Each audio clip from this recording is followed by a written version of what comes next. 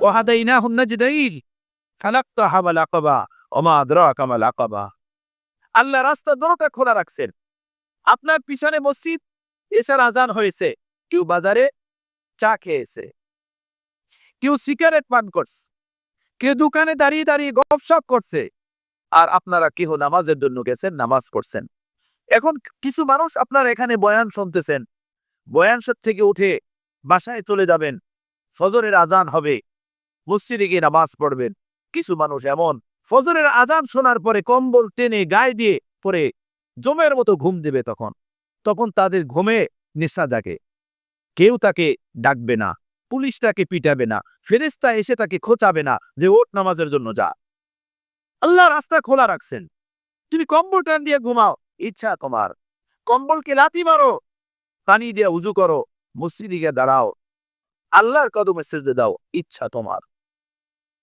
যেমন করবা চল তেমন। সারাদিন দোকানে বসো, বিক্রি করো, চা, পান, রুটি, কলা।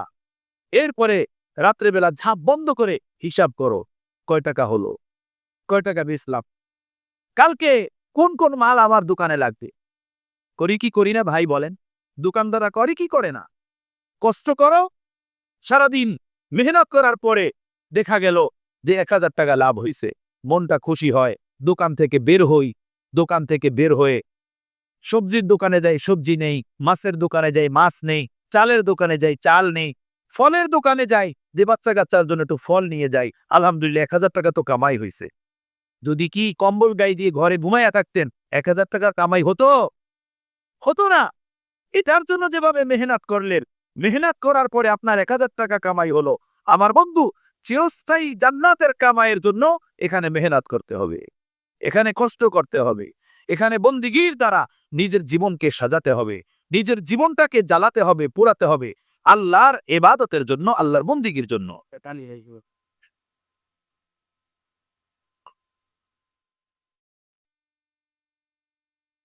ওয়া মালাইকাতিহি, ফেরেশতাদের উপর ঈমান আনে, ওয়া কুতুবিহি, এই যে আল্লাহ পাক রাসূল প্রেরণ করছেন, রাসূল 1,24,000 পয়গম্বর, যাদের শুরু হযরত আদম থেকে শেষ হলো নবী মুহাম্মদুর রাসূলুল্লাহ পর্যন্ত। নবী মুহাম্মদুর রাসূলুল্লাহর পরে কোন নবী আসবে? হাত উঠে বলেন, জোরে বলেন, আসবে? এই ব্যাপারে কোনো সন্দেহ তো কারো নাই, কোন নবী আসবে না। এই নবীর উপরে যে কোরআন আসছে, যে কিতাব আসছে, যেটা আমরা পড়ি, যার নাম হলো কোরআন, কিতাবুল্লাহ, যেটা আমরা পড়ি, এভাবে আদম আলাইহিস সালাম থেকে নিয়ে মুহাম্মদুর রাসূলুল্লাহ পর্যন্ত 1.25 লক্ষ পয়গম্বর আল্লাহ তাআলা পাঠাইছেন। এই 1.25 লক্ষ পয়গম্বরকে আল্লাহ পাক 104 খানা কিতাব দিয়েছেন। একজন মুমিন মুসলমান হওয়ার জন্য কোরআনের উপরে ঈমান আনার সাথে সাথে এই কথার উপরে ঈমান আনা জরুরি যে হে আল্লাহ, আদম আলাইহিস সালাম থেকে নিয়ে আমাদের নবী মুহাম্মদুর রাসূলুল্লাহ পর্যন্ত যত নবী আপনি প্রেরণ করেছেন, এই নবীদের উপরে আপনার হেদায়েতের বাণী যে কিতাব নাজিল করেছেন, এই কিতাবগুলোর উপরে আমি ঈমান আনলাম। এ হলো ওয়া কুতুবিহি, আমানতু বিল্লাহি ওয়া মালাইকাতিহি ওয়া কুতুবিহি। 3 নম্বর। 4 নম্বর, ওয়া রাসূলিহি, হে আল্লাহ, আপনার দিকে ডাকার জন্য, আপনার দিকে আহ্বানের জন্য, আপনার পথে আমাদেরকে অগ্রসর করার জন্য আপনি আমাদের নবী মুহাম্মদুর রাসূলুল্লাহ সাল্লাল্লাহু তাআলা আলাইহি সাল্লাম সহ আদম আলাইহিস সালাম পর্যন্ত যত নবী আপনি প্রেরণ করেছেন, আমি সকল নবীর উপরে ঈমান আনলাম, বিশ্বাস করলাম যে তারা সকলে আপনার প্রেরিত নবী। যদি আমি তাদেরকে দেখি নাই, কিন্তু তারা আপনার পক্ষ থেকে প্রেরিত নবী, এটা মানতে হবে, এটা মানা ফরজ, ঈমানদারদের জন্য জরুরি। কথা বুঝতেছেন? ওয়া রাসূলিহি কয় নম্বর হলো? আমানতু বিল্লাহ, আল্লাহর উপরে ঈমান আনা, ওয়া মালাইকাতিহি, ফেরেশতাদের উপরে ঈমান আনা, ওয়া কুতুবিহি, আল্লাহ পাকের পক্ষ থেকে প্রেরিত কিতাবসমূহের উপরে ঈমান আনা। 3 নম্বর। 4 নম্বর, ওয়া রাসূলিহি, আল্লাহর পক্ষ থেকে প্রেরিত তামাম রাসূলদের উপরে ঈমান আনা।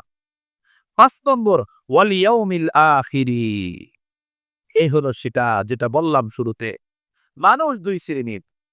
এক শ্রেণী হলো যারা পরকালের বিশ্বাসে বিশ্বাসী না, পরকালকে মানে না, এই জীবনকেই তারা সবকিছু মনে করে জীবন যাপন করে। আর এক হলো ওই এক শ্রেণীর মানুষ যারা মুসলমান মুমিন, আমরা যারা এতে বিশ্বাস করে এই জীবন জীবন না, এরপর একটি জীবন আছে, সেখানে নিজের জীবনের হিসাব দিতে হবে। ওয়াল ইয়াউমিল আখিরি, পরকাল দিবস, পরকালের জীবন, সেই পরকালের জীবনে হিসাব দিতে হবে। এই ফিকিরটা যার ভিতরে জিন্দা থাকবে, এই চিন্তাটা যার ভিতরে থাকবে, আমার বন্ধুগণ, ওই টাইলস মিস্ত্রির মতো তার অবস্থা হবে কি হবে না বলেন? যে মালিকের সামনে কন্ট্রাক্টর বলে গেছেন কাজ শেষ করে আসতে হবে, রাত 10টা বাজছে তখনও তারা কাজ করছে, রাত 10টা বাজিয়ে কাজ শেষ করে তারা গেছে।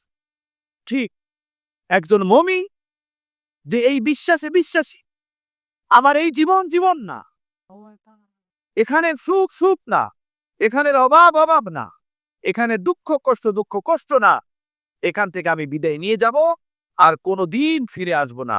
আর এই বিদায় নেওয়া শুধু বিদায় নেওয়া না যে কুন্তু তুরাবা, মাটি হয়ে যাব, তা না।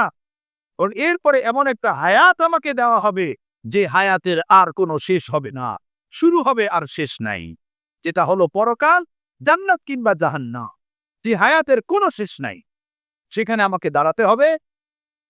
যেভাবে মিস্ত্রি কন্ট্রাক্টরের সামনে হিসাব দেয়, কর্মচারী মালিককে হিসাব দেয়, এমনিভাবে চাকরিজীবী লোকেরা তার বসকে হিসাব দেয়, ঠিক তদ্রূপ আমার পুরাটা জীবনের হিসাব দিতে হবে আমার রবের সামনে, আমার রবের কাছে। এই হিসাব সম্পর্কে আমার রব আমাকে বলে দিছেন, ফামান ইয়ামাল মিসকালা যাররাতিন খাইরান ইয়ারা ওয়া মান ইয়ামাল মিসকালা যাররাতিন শাররান ইয়ারা। হে বান্দা বান্দি, কান খোলো, দিলের কানে স্পষ্টভাবে শোনো।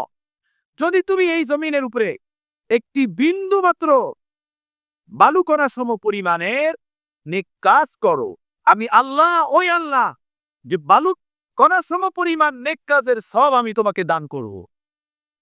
এর বিপরীতে যদি তোমার জীবনে কোনো পাপ থাকে, অন্যায় থাকে, যে পাপ থেকে যথার্থভাবে তুমি তওবা করো নাই, যেভাবে পাপ থেকে তওবার নিয়ম ও সিস্টেম, সেই তওবা ছাড়া যদি তুমি কবরে চলে আসো, আমার সামনে দাঁড়াও, তাহলে তুমি এক বিন্দু মাত্র যদি গুনাহ নিয়ে আসো, সেই গুনাহের শাস্তি তোমাকে পরকালে ভোগ করতে হবে। ওমান ইয়ামাল মিসকালা যাররাতি শাররান ইয়ারা, যে যাররা পরিমাণ, বালুকণা পরিমাণ গুনাহ করবে, পাপ করবে, তার থেকে সে তওবা করে নেয়, যেভাবে পাপ থেকে তওবা করতে হয়, এই অবস্থায় সে পরপারে পাড়ি জমাইছে, কবরে চলে গেছে, তো এর শাস্তি তাকে ভোগ করতে হবে। নাউজুবিল্লাহি মিন যালিক। এই ফিকিরটা যার জীবনে থাকবে, প্রতিটা কদমে কদমে সে হিসাব করবে, সে নিজেকে জবাবদিহিতার সামনে রাখবে যে আমার হাট বাজার এভাবে হতে হবে, এভাবে না যেভাবে অমুসলিমরা করে।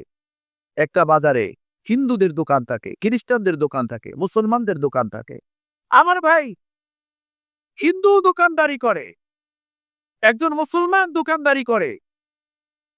হিন্দু যেভাবে দোকানদারি করে, একজন মুসলমানও যদি সেভাবেই দোকানদারি করে, তাহলে বলেন ওই হিন্দু আর আপনি মুসলমানের মধ্যে ব্যবধান কি হলো?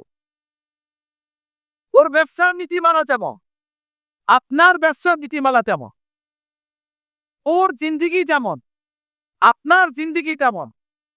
মসজিদে আজান হয়ে যায়, হিন্দু নামাজে যায় না, আপনিও নামাজে যান না।